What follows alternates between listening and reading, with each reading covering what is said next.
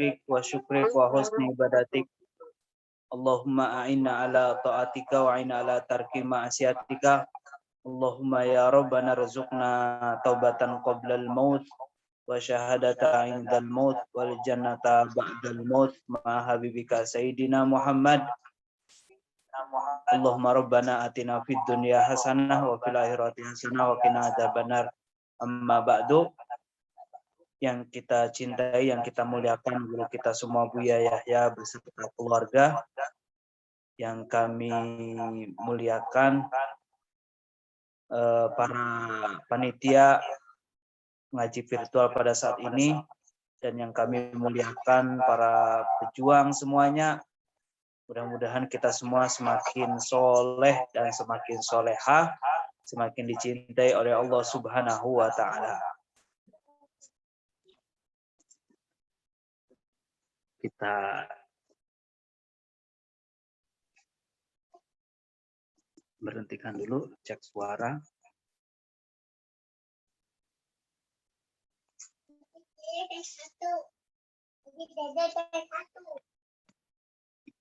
Baik,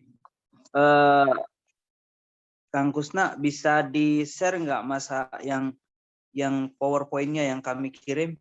Barangkali bisa di-share. Bisa di-share yang itu PowerPoint yang kami kirim.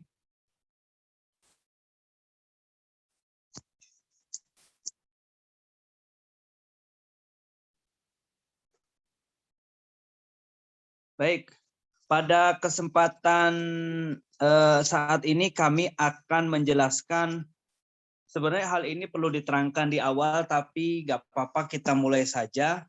Pada kesempatan malam hari ini kami akan sedikit berbicara penjelasan tentang mukallaf. Mukallaf itu apa, Ustadz? Mukallaf itu adalah orang yang mendapatkan beban kewajiban dalam urusan agama. Bisa dilihat di PowerPoint-nya, mukallaf adalah next, Kang, minta tolong. Mukallaf adalah next. Jadi pembahasan mukallaf ini akan kami jelaskan, ada pengertian ya dan seterusnya. Dimulai dari pengertian dulu. Mukallaf adalah orang yang mendapatkan beban kewajiban dalam urusan agama seperti sholat, puasa, dan lain-lain, dan bertanggung jawab atas apa yang ia lakukan. Jadi mukallaf itu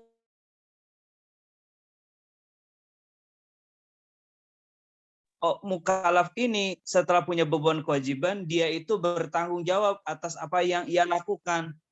Kalau dia melakukannya dapat pahala, kalau dia tidak melakukannya maka dia mendapatkan dosa. Jadi yang perlu digarisbawahi, kita harus tahu mukallaf bukan mu'alaf. Kalau mu'alaf orang yang baru masuk Islam, kalau mukallaf itu orang yang punya tanggung jawab, seperti itu. Nah, kemudian syarat daripada orang mukallaf. Bisa dilanjut. Syarat dari orang mukallaf. Syarat dari orang mukallaf ini ada 4. Yang pertama berakal. Nah, jadi berakal. Nanti saya jelasin di selanjutnya. Yang kedua baligh. Yang ketiga sehatnya pendengaran atau penglihatan. Bahasanya harus jeli ya. Sehatnya pendengaran atau penglihatan. Jadi yang pertama berakal, yang kedua baligh, yang ketiga sehatnya pendengaran atau penglihatan. Kemudian yang keempat sampainya seruan dakwah Islamiyah. Jadi harus paham. Jadi kalau Garuda Pancasila kan ada 5. Nah, Pancasila ada 5. Jadi kalau mukallaf ada 4. Cuma biasanya setelah 4 ini memang nanti ada yang kelima. Cuma yang kelima itu bukan syarat mukallaf, tapi syarat pertama setelah dia terkena syarat mukallaf ini. Ya. Jadi dipahami dulu. Berakal, baligh, sehatnya pendengaran atau penglihatan. Kemudian yang keempat sampainya seruan dakwah Islamiyah. Next, lanjut. Minta tolong panitia bisa lanjut, Kang. Kemudian yang selanjutnya adalah yang kita harus pahami juga adalah setelah pengertian, kemudian masuk yang kedua adalah syarat, yang ketiga adalah yaitu masalah penjelasannya. Dari syarat ya mukallaf yang pertama adalah berakal. Berakal ini maksudnya itu adalah orang tersebut itu tidak terjangkit penyakit akal. Jadi atau pikun karena usianya misalkan. Maka orang ini dia tidak punya beban kewajiban. Makanya kata Buya itu kalau pengen jadi orang nggak sholat nggak dosa, buka baju nggak dosa, maka jadi orang gila. Karena dia nggak punya beban kewajiban. Nah, makanya kalau ada orang gila ya orang yang nggak berdosa. Misal ada orang lahir gila. Lahir gila. Maka nanti dia itu tidak punya beban kewajiban. Cuma gila ini kan ada dua macam. Ya, kita bicara gila. Kalau gila itu majnun itu kan. Gila itu ada dua macam. Yang pertama gila asli bawaan. Artinya kurang akal sejak lahir. Kalau itu ya udah dia gak punya beban kewajiban. Cuma kalau gilanya muncul setelah lahir, ini ada dua macam. Ada yang sebelum balik, ada yang setelah balik. Saya bicara masalah gila dulu ya. Jadi gila itu ada dua macam. Ada gila bawaan. Memang lahir gila. Yang kedua adalah ada gila setelah lahir, kemudian dia itu ada yang sebelum balik, ada yang setelah balik. Gimana nih Ustadz? Kalau orang gila sejak lahir sebelum balik, maka mutlak dia tidak punya beban kewajiban sama sekali. Kalau meninggal kelak akan masuk surga. Jadi kalau ada orang gila umur 7 tahun, gila umur 7 tahun nih, kan belum balik. Nanti kita jelaskan apa baliknya. Cuma kalau ada orang gila umur 6 tahun, belum balik. Wah, berarti dia itu gilanya dia tidak punya beban kewajiban dan kalau meninggal ahli surga. Kalau gilanya menginjak setelah balik, maka saat ia mendapatkan beban kewajibanlah yang akan dipertanggungjawabkan. Adapun saat ia menjadi gila, ia tidak menjadi orang mukallaf lah lagi seperti itu ya. Jadi gila itu ada dua macam ya, saya ulang-ulang ya. Jadi syarat mukallaf yang pertama adalah akalnya sehat, artinya orang tersebut berakal, tidak terjangkit penyakit akal seperti gila dan lain-lain. Apa Ustaz dan lain-lain? Tidak bisa mengingat karena lanjut usia, berarti pikun. Atau terkena musibah, akalnya tidak berfungsi dengan benar. Seperti itu ya. Termasuk idiot. Termasuk golongan yang tidak berakal adalah idiot. Jadi kalau ada orang gila ya jangan dipaksakan ibadah ya. Cuma kami pernah belajar sama Buya, kalau ada orang gila mau bunuh diri, maka yang sehat wajib untuk mencegahnya. Seperti itu ya. Cuma dia nggak dosa seperti itu ya. Kemudian yang selanjutnya adalah syarat orang mukallaf yang selanjutnya adalah balik. Balik itu artinya orang tersebut sudah mencapai usia dewasa yang ditentukan syariat. Saya ulangi ya. Balik adalah orang yang sudah mencapai usia dewasa yang ditentukan oleh syariat. Nah, syaratnya orang balik ini dibagi dua. Yang pertama laki-laki, yang kedua perempuan. Nah, kalau laki-laki syaratnya dia dikatakan balik itu keluar air mani di usia 9 tahun Hijriah atau lebih. Kalau nggak keluar Ustadz gimana? Maka masuk syarat yang kedua. Berusia 15 tahun Hijriah. Nah, jadi kalau 9 tahun nggak keluar mani, maka ditunggu sampai usia 15 tahun Hijriah. Jadi pakai kalender Hijriah, bukan pakai kalender Masehi. Ya. Jadi balik itu kalau laki-laki 2. 7 tahun 9 tahun keluar mani balik. 20 tahun nggak keluar mani balik. 17 tahun nggak keluar mani balik. 10 tahun keluar mani balik. Jadi balik itu ada syaratnya untuk laki-laki. Itu ada 2. Keluar mani usia 9 tahun, kemudian berusia 15 tahun genap. Kemudian yang selanjutnya tanda balik untuk perempuan. Kalau balik untuk perempuan, tandanya yang pertama adalah keluar mani di usia 9 tahun Hijriah atau lebih. Jadi tandanya balik untuk laki-laki, untuk perempuan, keluar mani usia 9 tahun Hijriah atau lebih. Yang kedua, keluar darah haid usia 9 tahun Hijriah atau lebih. Yang ketiga, genap berumur 15 tahun Hijriah, biarpun tanpa haid atau tanpa keluar mani. Ya, jadi kalau ada perempuan 18 tahun nggak keluar mani, berarti balik. Ada baliknya dengan umur, ada baliknya dengan keluar mani, ada baliknya dengan keluar darah haid. Seperti itu. Ya artinya gini, jika 9 tahun Hijriah belum keluar mani, belum keluar darah haid, baliknya ditunggu genap umur 15 tahun Hijriah. Nah, kemudian yang perlu dipahami oleh kita semua, gini Bu, atau para pejuang semuanya, anak yang belum balik itu belum dapat beban kewajiban. Namun, orang tuanya wajib mengajarinya atau siapapun yang mengasuhnya untuk mengajarinya kewajiban dan menjauhinya yang namanya larangan. Artinya apa, Ustadz?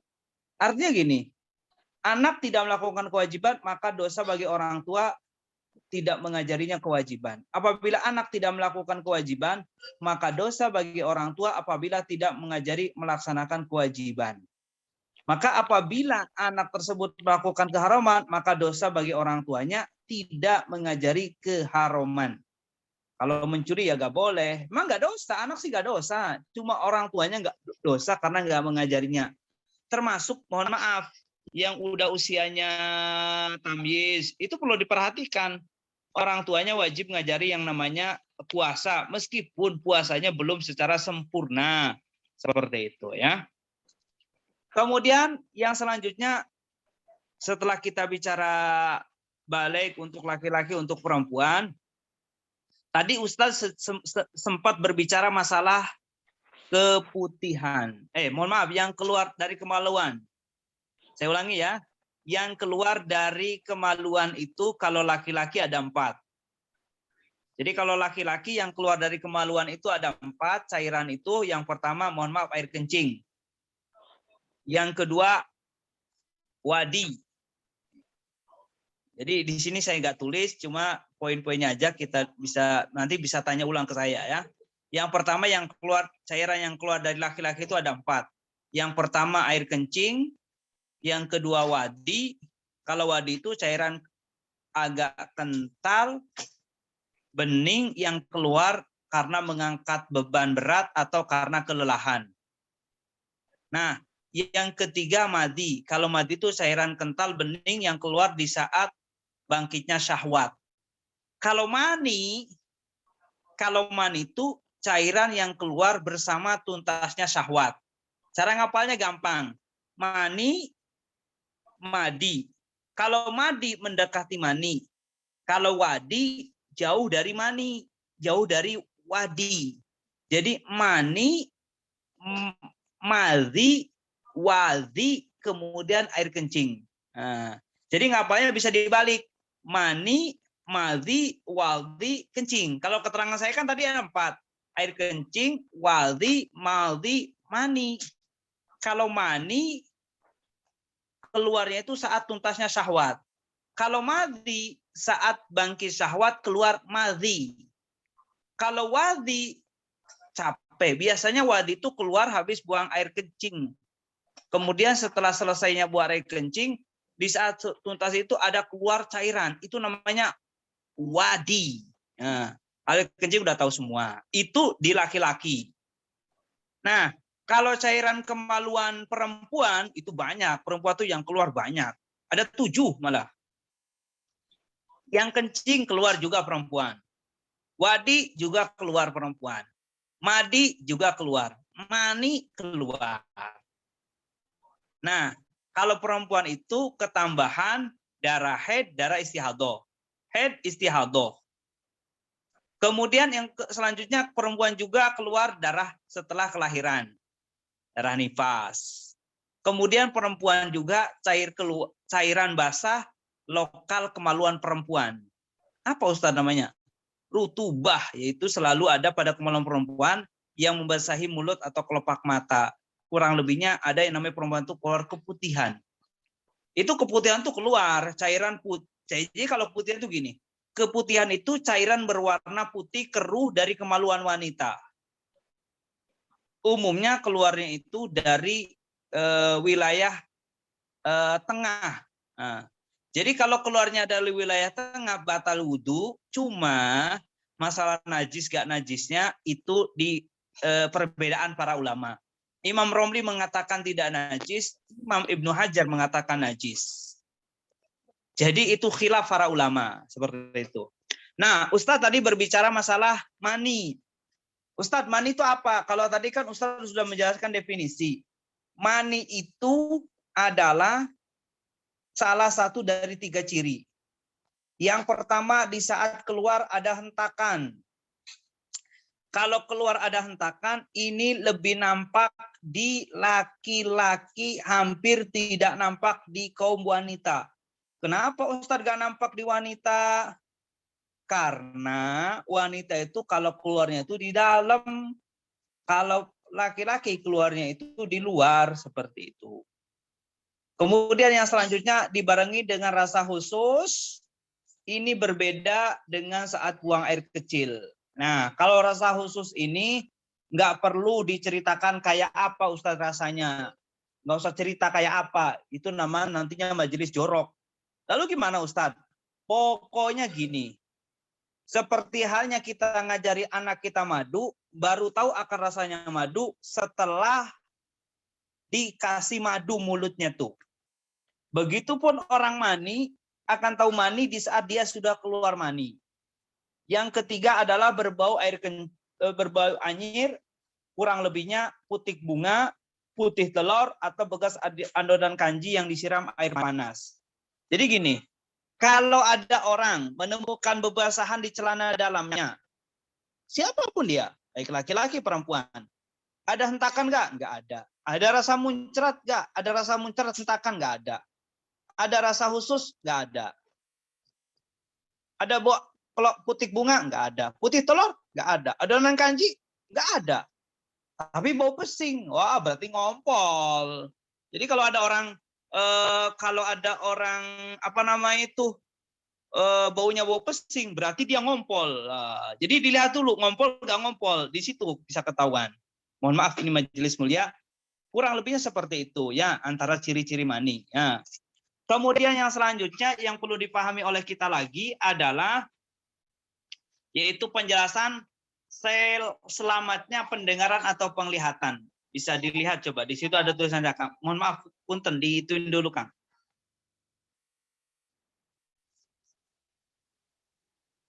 Nah, selamat pendengaran atau penglihatan itu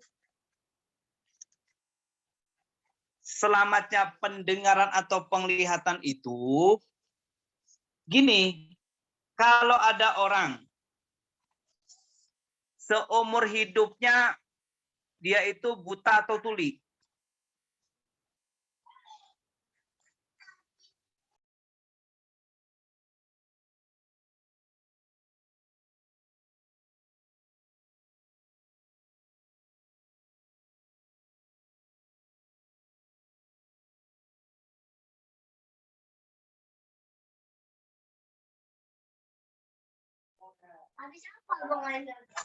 Baik, saya dulu ya.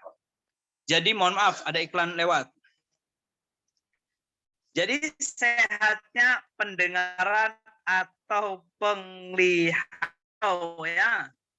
Di situ kami tulis di PowerPoint itu selama dia mempunyai pendengaran atau penglihatan, dia itu bisa memahami larangan dan perintah. Isyarat bagi yang tuli, isyarat bagi yang tuli.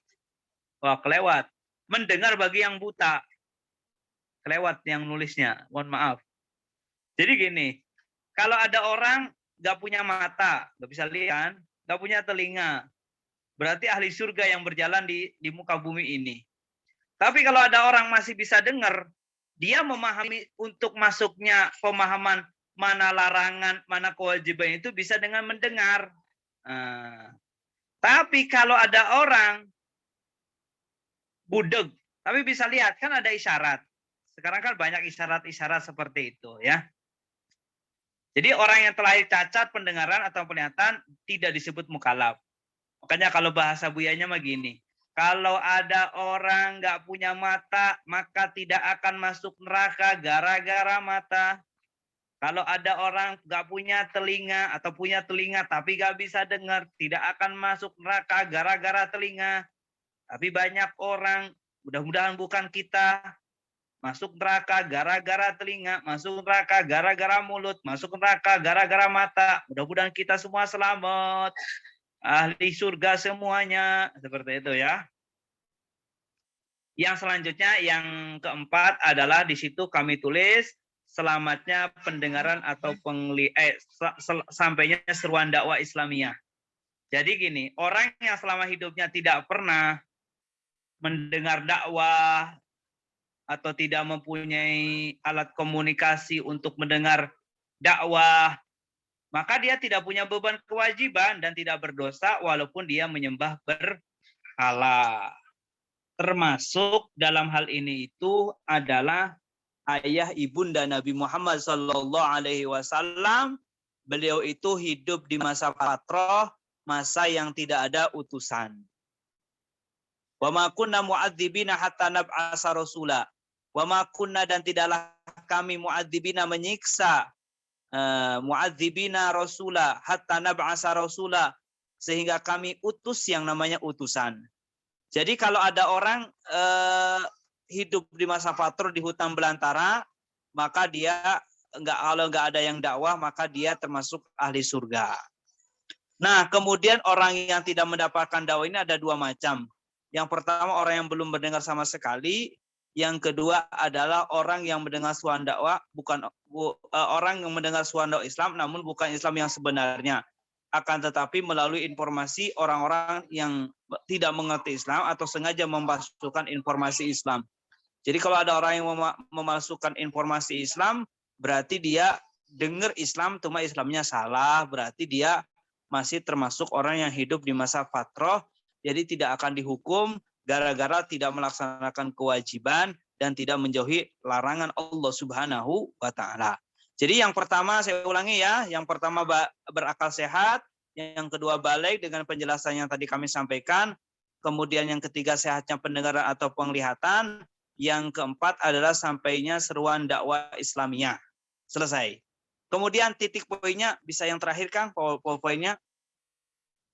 Yang terakhir adalah di situ kami tuliskan jika sudah memenuhi 4 syarat, maka wajib menerima syarat yang kelima, yaitu Islam. Jadi kalau sudah 4 syarat, dia itu wajib masuk yang namanya Islam. Disebut kafir dan akan masuk neraka selamanya apabila sudah memenuhi 4 syarat tapi tidak masuk Islam. Jadi kalau udah 4 syarat kok gak masuk Islam, maka nanti masuk neraka. Makanya kami tidak tuliskan untuk yang kelima ini bukan syarat mukallaf sebenarnya, akan tetapi kewajiban pertama bagi orang yang mukallaf yaitu masuk agama Islam. Artinya apa?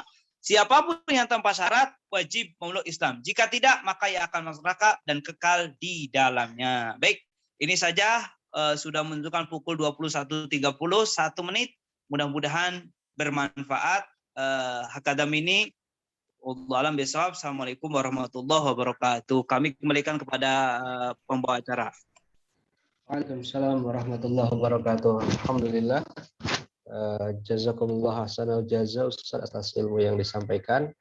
Baik teman-teman, pembahasan kita malam hari ini luar biasa ya, tentang mukallaf ya Ustaz ya. Ini orang yang mempunyai kewajiban atau dibebankan syariat lah istilahnya. Dan kita akan masuk di sesi tanya jawab. Tadi sudah ada pertanyaan bagus ya dari Pak Haji Berkatullah. Masya Allah, ini berkaitan dengan tema kita malam hari ini, Ustaz ya. Kita akan angkat dulu satu pertanyaan ini dari Pak Haji Berkatullah. Tadi terkait dengan orang gila ini, Ustaz. Jadi, Assalamualaikum warahmatullahi wabarakatuh. Allahumma sholli ala sayyidina Muhammad, Allahumma sholli wa sallim wa barik alaihi wa ala alihi wasallam. Bagaimana hukumnya orang gila akibat karena perbuatan dia sendiri? Misalkan akibat terlalu sering menggunakan narkoba, apakah dia dibebaskan juga dari kewajiban terhadap agamanya, Ustaz? Nah, ini gimana Ustaz penjelasannya?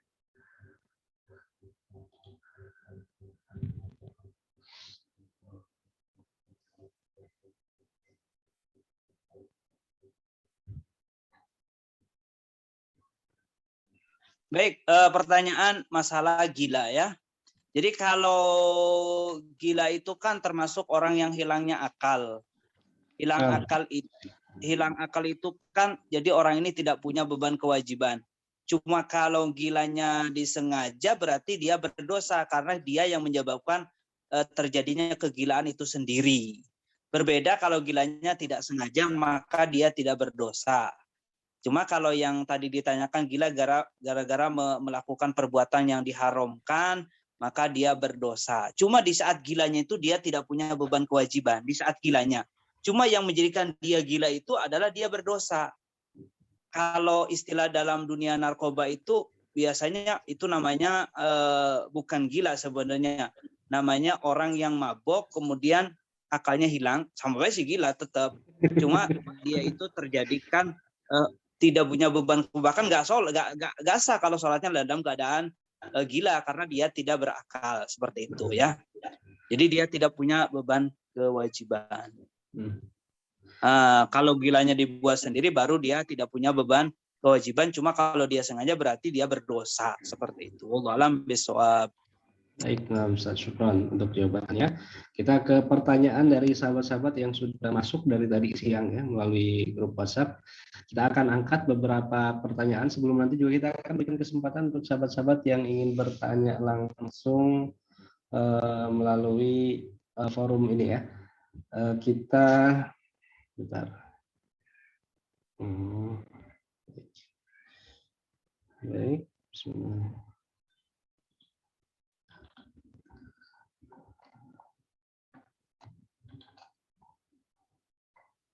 Kita akan bacakan. Baik, pertanyaan pertama ini dari salah seorang sahabat kita juga. Assalamualaikum warahmatullahi wabarakatuh. Allahumma sholli ala sayyidina Muhammad, Allahumma sholli wa sallim wa barik alaihi wa ala alihi washabbihi. Semoga Buya dan keluarga dan tim sehat walafiat, amin ya rabbal alamin. Izin bertanya, apakah kalau kita mengajak teman dan saudara dalam kebaikan dengan mencontohkan diri kita sendiri, ini termasuk kategori ria, Ustaz? Contohnya, saya ngajak teman-teman di beberapa grup saya untuk bergabung di Wakaf Media ini karena saya merasakan manfaatnya. Dan dalam mengajak teman-teman di grup, saya share beberapa kajian Buya. Nah, ini mohon pencerahannya, Ustaz. Bagaimana, Ustaz? Apakah ini termasuk ria atau tidak? Masalah ria itu masalah urusannya wilayahnya hati. Ria itu adalah beramal bukan karena Allah. Ria itu lawannya adalah ikhlas.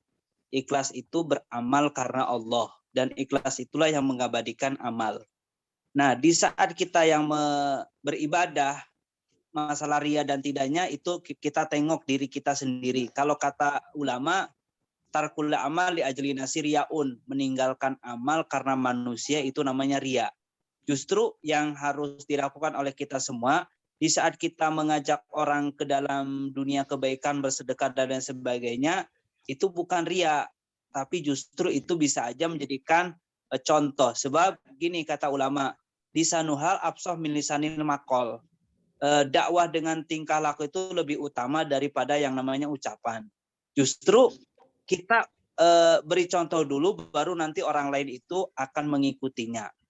Lah Ustadz, di saat kita mengajak kok orangnya pada gak mau, Ustadz, pada gak bergabung, gak masalah. Artinya gini, yang kita lakukan adalah bagaimana orang itu kita ajak, sekali ngajak yang kita rindukan pahala, 2 kali pahala, 3 kali pahala, 4 kali pahala. Makanya untuk melakukan dakwah itu gak boleh berhenti. Sampai kapan? sampai kita mati, atau yang kita ajak dakwah itu mati, meninggal dunia. Itu harus kita lakukan. Loh, ria Ustadz? Enggak, lakukan amal. Justru kalau kita pengen memerangi kita bukan karena Allah atau enggak Allah, seperti hanya Imam Ali, kalau sedekah pun dibagi 4. Seperempat dilakukan di siang hari, seperempat dilakukan di malam hari, seperempat dilakukan di saat ada orang, seperempat dilakukan di saat tidak ada orang. Kenapa Imam Ali melakukan seperti ini? Karena Imam Ali nggak ngerti mana amal ibadah yang bakal diterima oleh Allah Subhanahu wa Ta'ala, maka Imam Ali terus melakukannya. Makanya kami husnudzon. Yang ditanyakan apakah ria apa tidak? Tidak sebenarnya. Karena beliau berusaha bagaimana mengabadikan amal ngajak orang. Bahkan Imam Haddad di dalam kitab Risalatul Mu'awanah itu mengatakan alaika ya akhi. Ternyata Imam Haddad kenapa pakai istilah alaika ya akhi? Karena beliau pengen memposisikan beliau itu berada di barisan paling depan. Jadi beliau pengennya berada di barisan paling depan. Sebelum orang lain, ternyata beliau pun pengen melakukannya itu sendiri. Wallahu a'lam bishawab. Mudah-mudahan kita senantiasa beramal karena Allah, dan mudah-mudahan amal kita diterima oleh Allah Subhanahu wa Ta'ala. Wallahu a'lam bishawab. Amin ya Allah ya Rabbal Alamin. Baik, syukur Ustaz untuk jawaban. Jadi jangan pernah berhenti ya, ngajak orang lain, termasuk dalam mengajak ke program yang sedang kita jalani ini nih, program wakaf ya. Insya Allah semakin banyak yang kita ajak, maka mudah-mudahan semakin banyak pahala juga yang akan kita dapatkan. Jangan takut ya juga ya Ustaz ya. Baik, Ya. Terima kasih untuk yang bertanya tadi. Kita ke pertanyaan berikutnya. Ini dari hamba Allah. Assalamualaikum warahmatullahi wabarakatuh. Ustaz, saya mengimami sholat duhur, lalu rakaat kedua ini tidak tasyahud awal, langsung berdiri sempurna ke rakaat ketiga. Dan makmum mengucapkan subhanallah. Saya diam sejenak dan akhirnya kembali ke tasyahud awal. Apa sholat saya dan makmum batal, Ustaz? Berkaitan dengan yang namanya tahiyatul awal. Tahiyatul awal itu adalah termasuk sunnah abad.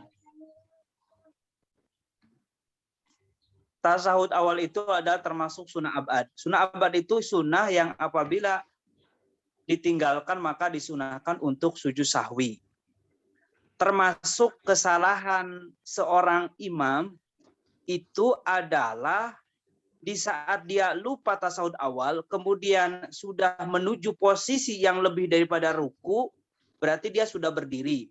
Maka dia itu tidak diperkenankan untuk kembali kepada yang namanya tasahud awal. Kalau kembali kepada tasahud awal, maka sholatnya ini menjadi batal. Kenapa? Dia membela yang sunnah, meninggalkan yang wajib. Jadi yang harus dilakukan imam apa Ustadz? Yang harus dilakukan imam adalah menyempurnakannya, bukan menurutinya. Dan ini bisa aja terjadi, bukan hanya di luar, di pondok pun terjadi, bisa aja seperti itu. Kami ingat ini kasus yang pernah terjadi di pondok bersama Buya. Kami ingat awal itu waktu santri masih dikit.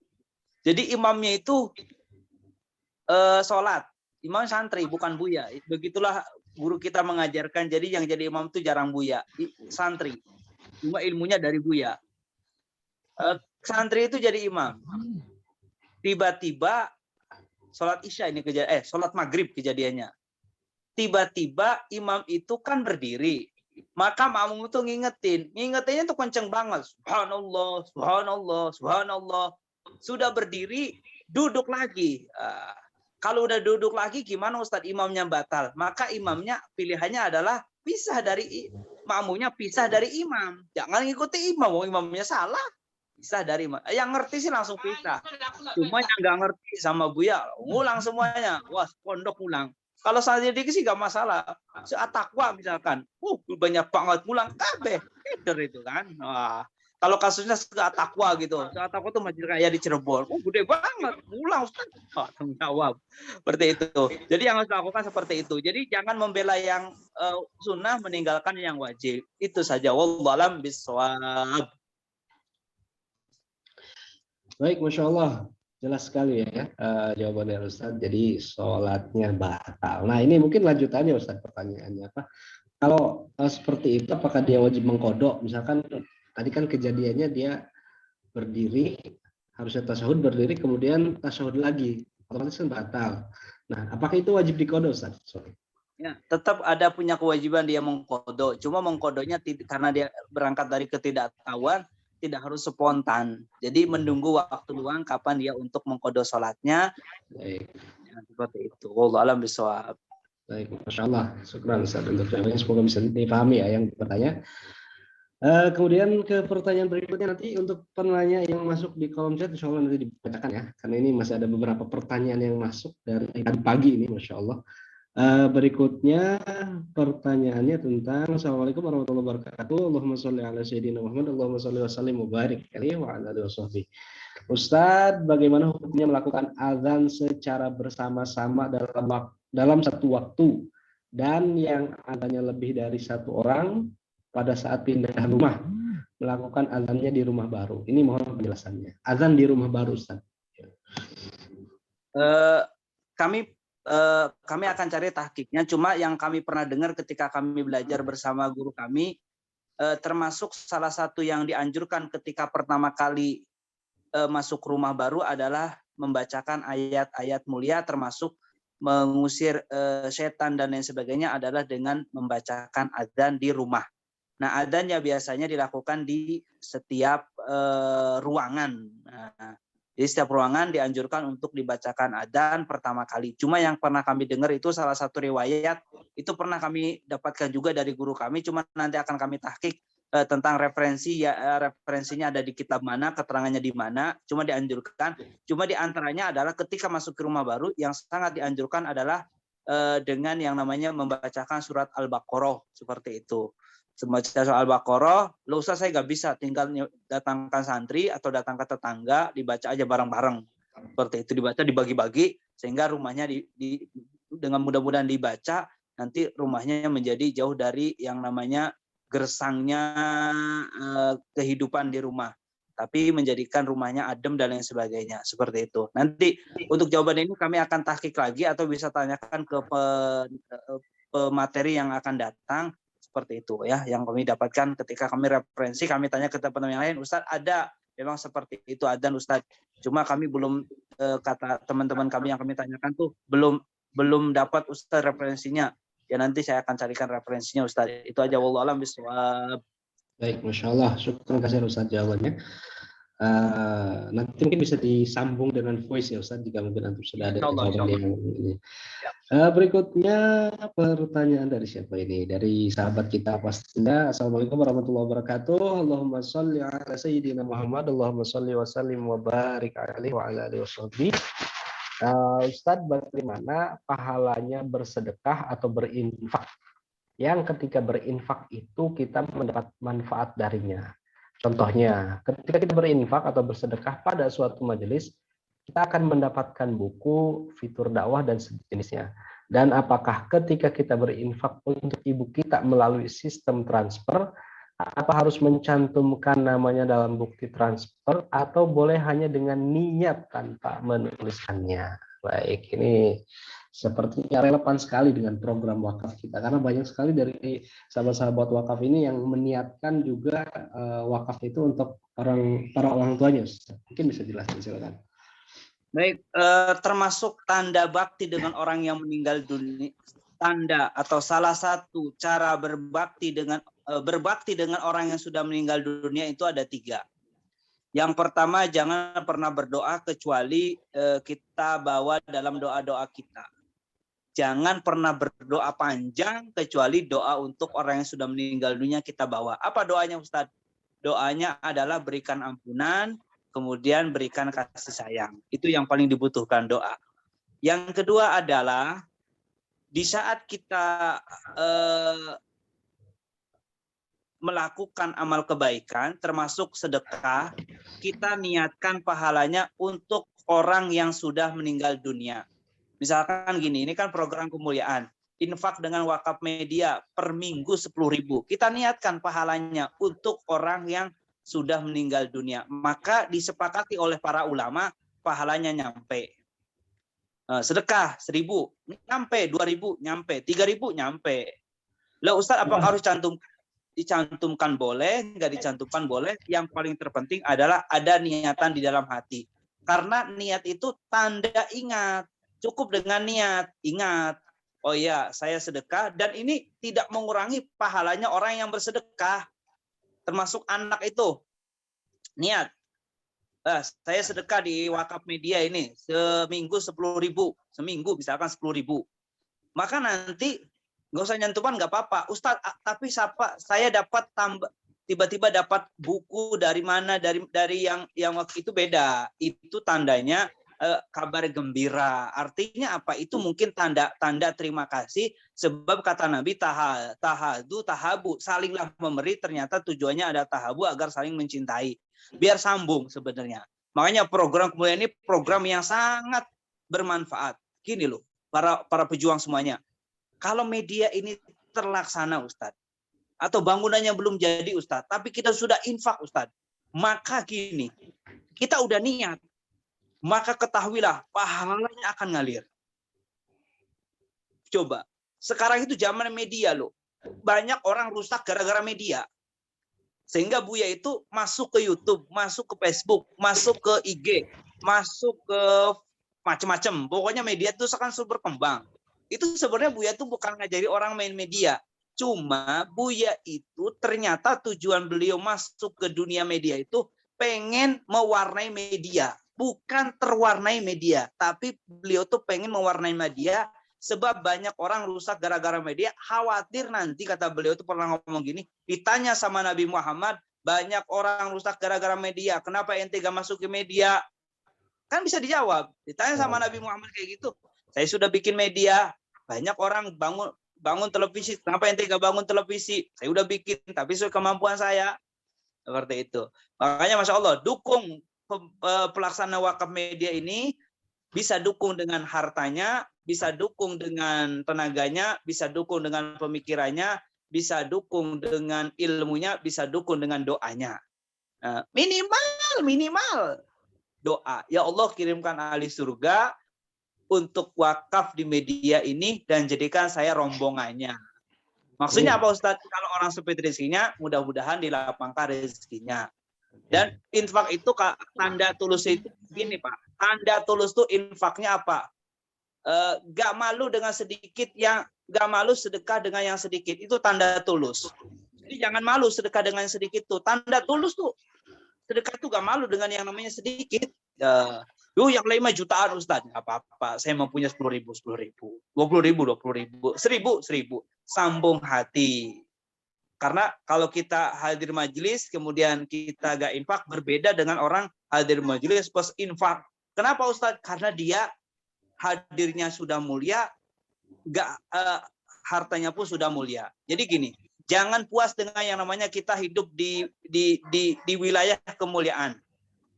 Tapi kita harus lebih puas menjadi penyelenggara kemuliaan. Nah, termasuk ini itu kan penyelenggara sebenarnya, gabungan-gabungan, sehingga Masya Allah akan terkonek sistem yang mulia sehingga indah kita membangun kemuliaan.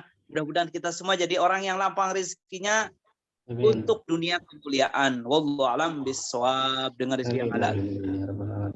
Ustaz, mungkin perlu dilengkapi juga terkait pertanyaan yang tadi ya. Seorang yang bersedekah atau berinfak tapi dapat manfaat seperti dapat buku ataupun juga dapat fitur yang lainnya. Jadi masih satu paket dengan pertanyaan tadi Ustaz. Ya, masalah fitur atau masalah buku yang diberi oleh penyelenggara, apakah akan mengurangi pahalanya? Enggak akan mengurangi pahalanya. Mungkin itu tanda terima kasih. Sebab gini, biasanya gini, kalau orang memberi biasanya akan diberi lagi. Cuma untuk memberi itu jangan nunggu kita diberi, justru kita harus bisa memulainya dulu, seperti itu. Dan itu biasanya dalam irama untuk bisa saling mencintai karena Allah Subhanahu wa Ta'ala, seperti itu. Dan ini termasuk yang dilakukan oleh para pendahulu kita di saat beliau menjelang Lebaran, menjelang Ramadan itu memberi.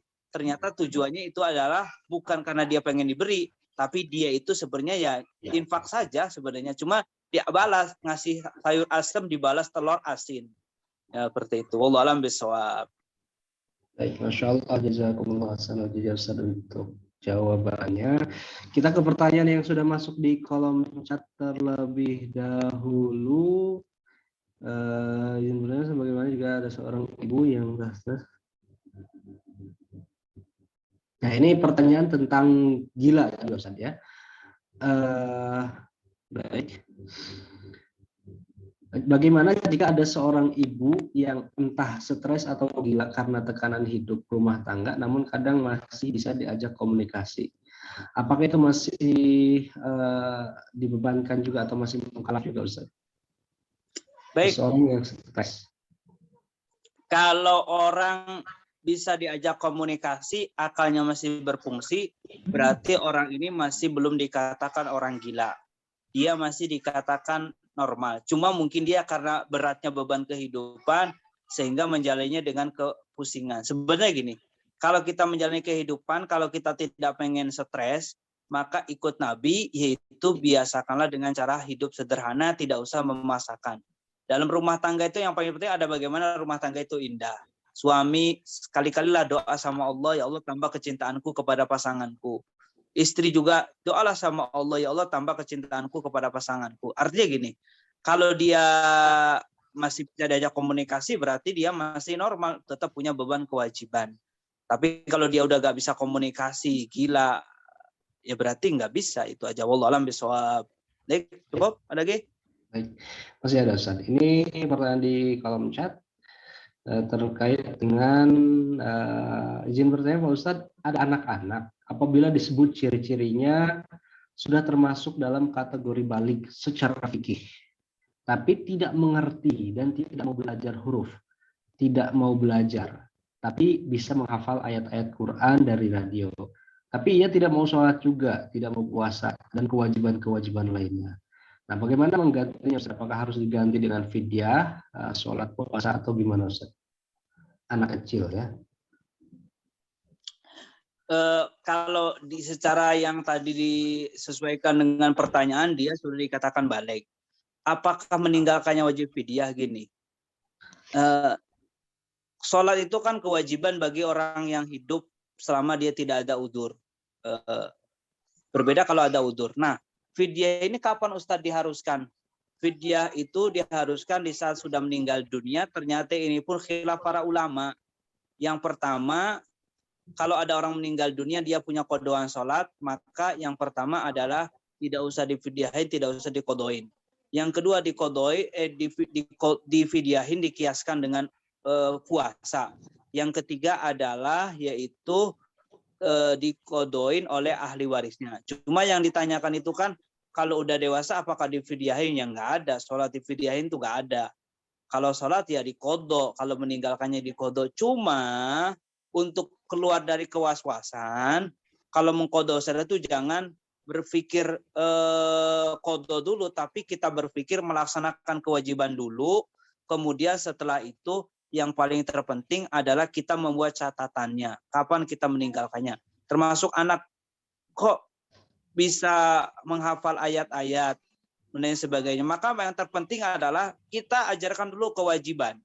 Sebelum yang lainnya kita ajarkan kewajiban. Termasuk dalam sholat itu kan yang terpenting rukun qauli dulu. Jangan berbicara sunah-sunahnya terlebih dahulu. Seperti itu. Termasuk mengajarinya. Wallahu a'lam bishawab. Baik. Ke pertanyaan berikutnya Ustaz, ini pertanyaan yang cukup bagus tentang ahlul fatrah. Jadi apakah keturunan orang kafir yang tidak mendengar seruan dakwah Islam ini termasuk dalam ahlul fatrah Ustaz? Nah, kemudian kita sambungkan dengan pertanyaan berikutnya tentang suku-suku di pedalaman hutan belantara yang tidak tersentuh dakwah Islam itu termasuk ahlul fatrah. Apakah seluruh orang Islam yang mengetahui daerah tersebut ini tapi tidak berdakwah tanpa alasan syar'i termasuk berdosa Ustaz?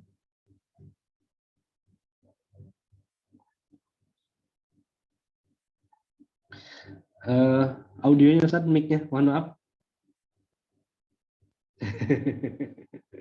Baik, siapapun orangnya, kalau dia hidup di orang kafir kemudian benar dia nggak ada yang dakwah, ini kan perlu kejujuran. Benar ada yang dakwah atau nggak ada sarana komunikasi untuk nyampaikan ke Islam, Kalau orangnya orang kafir, tetap dia kalau nggak nyampe berarti dia nggak berdosa. Nggak berdosa karena dia nggak ngerti Islam, dan ini bisa aja terjadi. Wong Cirebon aja bisa aja terjadi kok, apalagi yang di luar Cirebon bisa aja terjadi kok orang seperti itu, nggak ngerti gitu kan, benar-benar nggak ngerti seperti itu. Jadi tetap dia orang kafir, Ustadz. Para pendahulu tuh orang kafir. Tapi benar gak ada yang dakwah, Ustadz? Apakah dia ahli surga? Tetap dia ahli surga kalau hidup di masa fatrah. Seperti ayah ibunda Nabi Muhammad SAW itu termasuk ahli surga.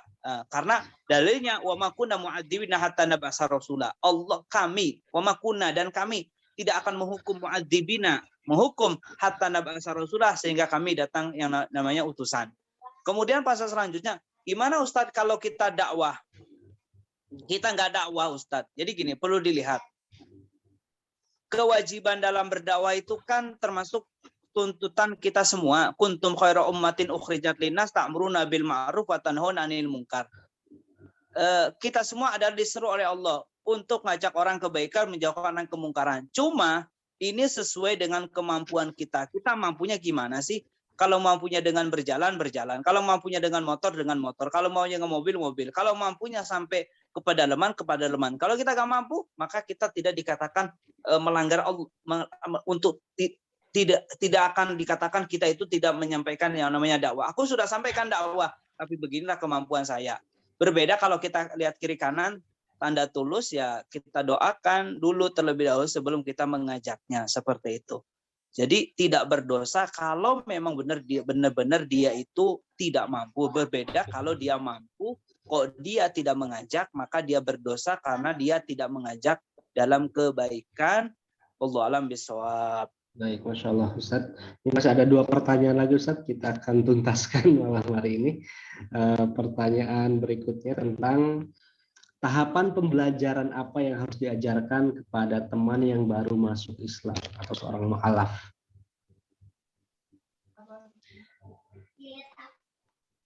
Baik, kami punya pengalaman. Ini yang pernah diajarkan oleh Buya.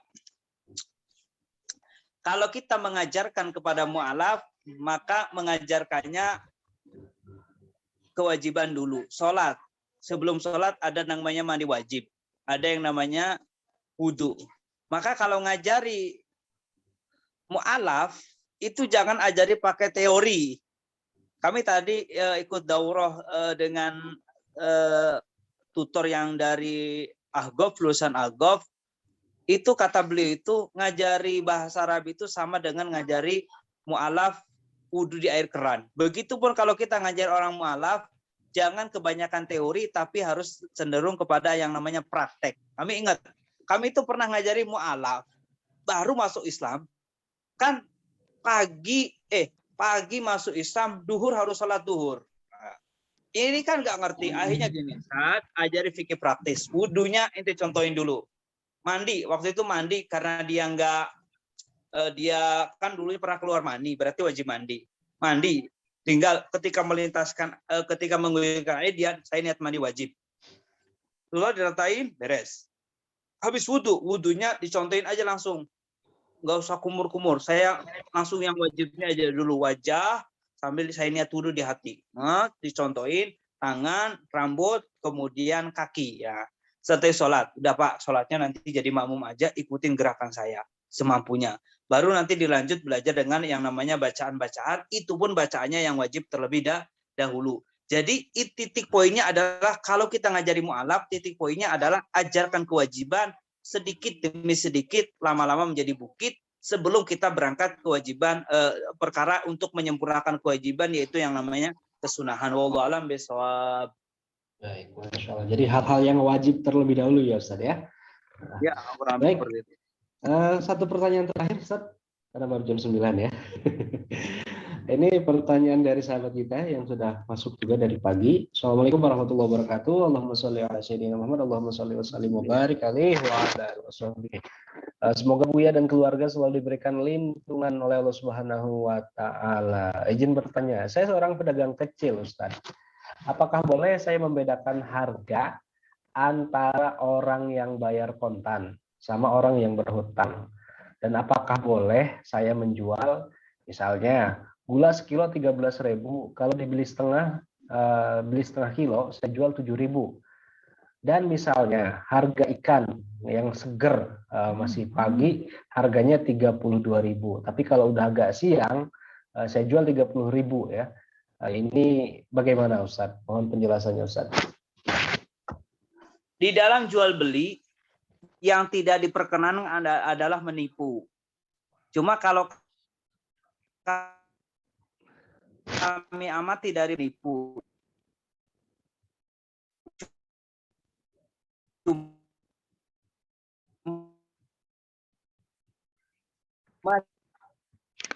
beliau itu hanya nama untuk menipu kepada seorang penjual. Nggak apa-apa, yang paling terpenting adalah adanya kejujuran dan nggak boleh bohong. Dulu sekian, sekarang sekian, dulu sekian, sekarang sekian. Kalau jualan jujur cukup gini, dari sana sekian, mau ngambil untung berapa? Saya ngambil untung sekian, nggak banyak. Nggak apa-apa, nggak disebutin. Ustaz, mangga, pilihan.